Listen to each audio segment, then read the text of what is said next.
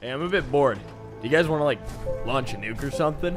He's wearing a bus on his back. They have the highest armor in the game. Well, I made it to Gopher Lagoon. Oh, power armor. What?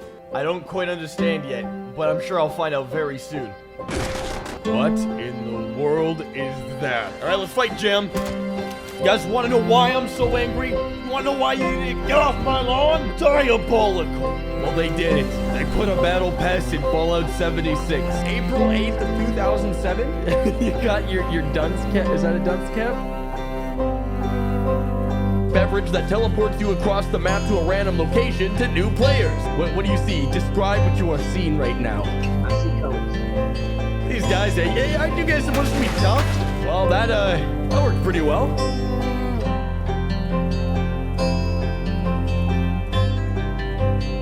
The real question is, was it worth it?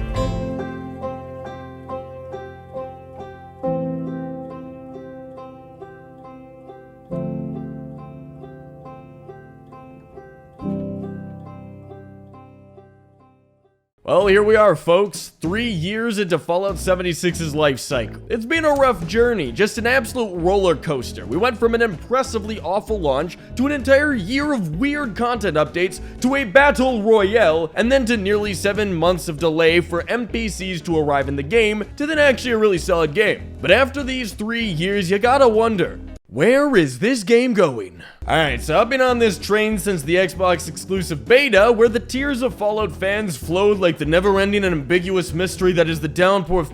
You know what? Niagara Falls. I don't have time to spend all day looking for YouTuber impressive words on Rhyme Zone. There is so much happening to this game. So many updates, so many content upgrades, free DLCs, the typical stuff that should be added to games like this, but there's also been content removed, never worked on, or added, never worked on, and then removed. It's just another cycle. The direction of this game is confusing to say the least, and over time I've come to realize one very important thing about Fallout 76. One thing that I know a heap of people will disagree with me about, but I ask that they hear me out. Fallout 76 has an end. There is a moment where you can say, alright, all done, and I feel like the sooner you can appreciate and accept that conclusion, the sooner you can actually enjoy the game for what it is. Not an MMO, not some sort of survival game. Does this look like survival to you? There's no endgame dungeons, no raids, no real reason to get all those amazing gear pieces. Like what? You got a god roll rifle? Good for you. You can now kill Randall for the 120th time today, but 0.8 seconds faster now. I have people trying to convince me that daily ops are like ESO or WoW dungeons. They're literally go here, kill a bunch of mobs, grab your cage light bulb plans for the millionth time, and then leave. It's just for fun and a chance at getting a rare plan, which are now available sometimes at Minerva. But come on, I'm level 340 or something. I didn't do much more for 280 of those levels than farm broken enemy spawns and kill the end game boss, who instantly dies half the time anyways, because those legacies and hacked weapons are still here. And don't get me wrong, I'm not trying to hate on this game. I'm not cramping on the fun of it. I'm just laying down a solid dose of perspective so that it's easier to nail the points I'm gonna try to make without confusion. At its core, 76 just isn't the game I'm constantly told by people it is. What it is a fun online open world sandbox based in the Fallout universe. Keyword there, fun. So before we talk more about this year in particular, let's cover more about what the actual state of the game is right now. Cause it's good, but it's quiet. I've played a couple times over the past month, and I'd say about a good 80% of the events, including the usual big ones, are completely ignored. And the events that are popular get absolutely decimated. And the reason for this is because most of the events in the game are actually just terrible, so no one actually cares about them. An example of this would be the fact that I sat on this roof for 10 minutes killing bugs, with only about 5 bugs spawning per minute.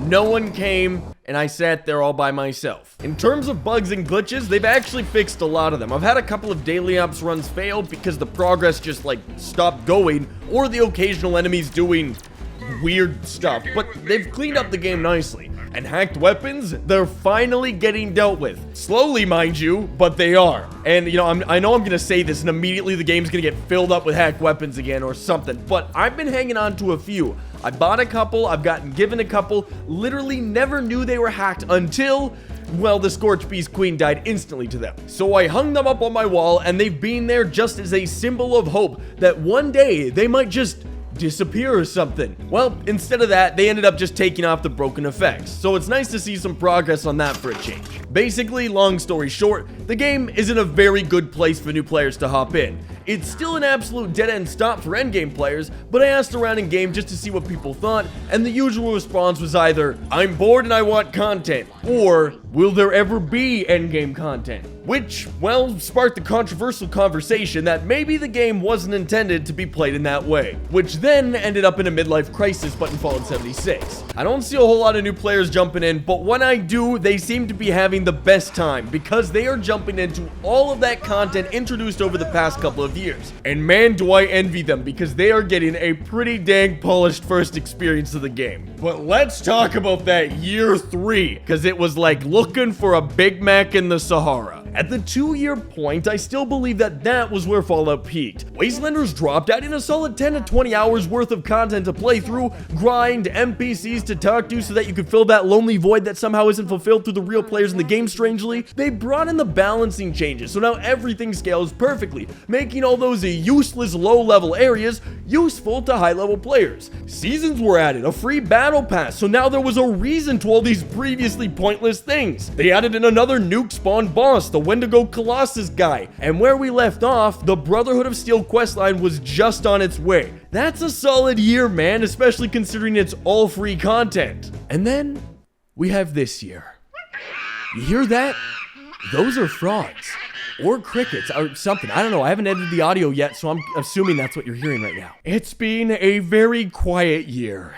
They put so much into year 2, just an insane buildup of potential of what they could do, so much high praise, but it's gone from that river to a stream, and now at the end of this year, it's like trying to make a waterfall with a cup of orange juice. And I don't know what's with all these friggin' waterfall comparisons today, but just roll with it. Now, there's been a lot of quality of life updates, that's for sure, but that's almost it. The first massive update, Locked and Loaded, was literally just upgrades to what was already there. It was good stuff, like having changeable builds, more camps, daily ops got a facelift, but like, that was gonna tide us over until summer? There was nothing new from January to July. 7 months without a drop of actual new playable content. Well, after that, Steel Reign, the second part of the Brotherhood of Steel 2-part series, came out. Now, the first part back in December last year, it was good, more story, but very short, very limited. You could tell the effort went more so into Wastelanders with resources and such, and that's fine. This was definitely just more story content, so that's good and all. The second part here was also very short. It was still fun, still had a lot of choices and plot turns, and it did feature the first moment where you could actually kill off a major story character, which was cool, but it was over in about 4 hours. They also added in legendary crafting, and finally, after years of people asking, legendary power armor. Thing is, with the campaign being over in roughly 4 to 5 hours, legendary crafting was to tide us over. Basically, instead of farming legendary enemies now, we were farming legendary cores to craft our own. And let me tell ya, after a while, I just didn't care anymore. You can only get so many legendaries before you realize one of 2 things. 1, this is literally the supposed endgame content, or 2, no matter how much I grind, legacies will always be better than what I can get. So here we arrive at the conundrum of, dang, what do I do now? Like we already established, 76 isn't an MMO. There aren't heaps of dungeons and raids to challenge the league of mindlessly powerful players. There aren't hundreds of bosses to grind sets from. So then, what is supposed to happen next? Fallout Worlds. Okay, so basically they introduced, for the big fall update, a feature that is pretty much exclusive to Fallout First members. Remember that fun little service? The gist of this is that they gave players a decent but still very limited free reign on their own custom worlds where you could create little scenarios or whatever you really want. But once again, this isn't the modded servers like we were asking for. There still isn't mod support, so you're just left using what assets are already there. And besides flicking enemies around at nuclear ragdoll power, it gets old. very fast. It's like Benjamin Button, but reversed, times 100 speed. Now they did put in non-Fallout First member created servers that have custom made themes so everyone can try it out, but once again, it's just like Nuclear Winter. Not a whole lot of people care because it's just rehashing more of the same thing. And speaking of Nuclear Winter, see you later, right into the trash alongside survival mode and that vault raid thing. I did a video on Nuclear Winter a couple months back and it was dead. I could barely get into a server with more than 20 people, and half of the people I did play with were just standing still farming the XP for survival time, because only in Nuclear Winter did surviving give you more XP than getting kills and even winning. Anyways, the Fallout Battle Royale is dead. Long live the Tales from the Stars update coming this winter. Wait, no, stop that. No, don't you. This was the big alien-themed season, with 4-star legendaries finally coming to the game, only a mere 3 years of waiting. A new event, new content, pets, and as we all stayed tuned in, they just kind of put this right on there. Like, Pip-Boy colors, loot sharing, local looting? This was 2021 for Fallout 76. For me, obviously I'm a YouTuber critic guy, but I'm also a fan of Fallout. I can't see any players wanting to jump into the game because of this year's content, but last year's content. There's not a whole lot going on in this game anymore. There's massive pauses in between content, and then it usually ends up being fun for about a week and a half and then you dip out, or it gets delayed half a year. At this point, the only thing I'm looking forward to is the pit, the big expedition happening next year. I have no idea what that's gonna be yet, but I'm crossing my fingers that the reason this year felt so limited is because next year's content is gonna be amazing. Now, with all that being said, don't let my complaints of this year have you thinking the game is bad. It's not. In fact, the game is at its best yet, quality-wise that is. So many bugs and glitches are patched, there's heaps of content for new players to explore, and altogether, the game just kind of feels, well, wrapped up for the West Virginia side of things. I'm not really engaged in the story this world has to tell anymore, so that's why the pit is enticing to me.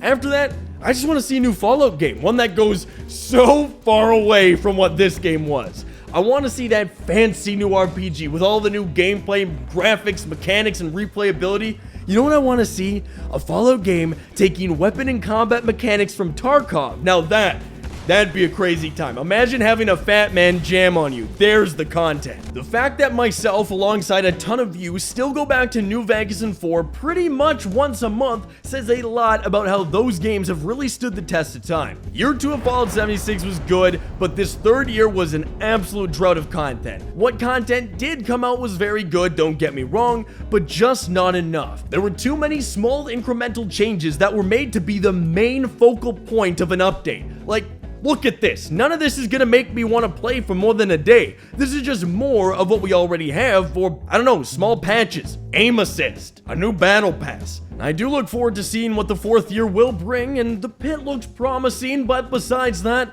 Fallout 76 as an online game is starting to feel quite stale for high-level and endgame players. Well, that about wraps it up for year 3 of Fallout 76. It's been a shallow one. The content release was fun and well made, but just so little of it. It feels like Wastelanders definitely set a bar so high that they realized it would take a full year of development to create something to match it, so hopefully that's what the pit's gonna be. Let me know what your thoughts are. Are you still playing 76? Are you finding joy in any specific area of the game? Or are you kind of just waiting for the pit or Starfield or the eventual announcement of a new Fallout title? I want to know your thoughts. But hold on, there is one thing that Fallout did this year that was absolutely amazing. This. Hey, I'm cooking here. Do you mind getting off of that? Make me. All right.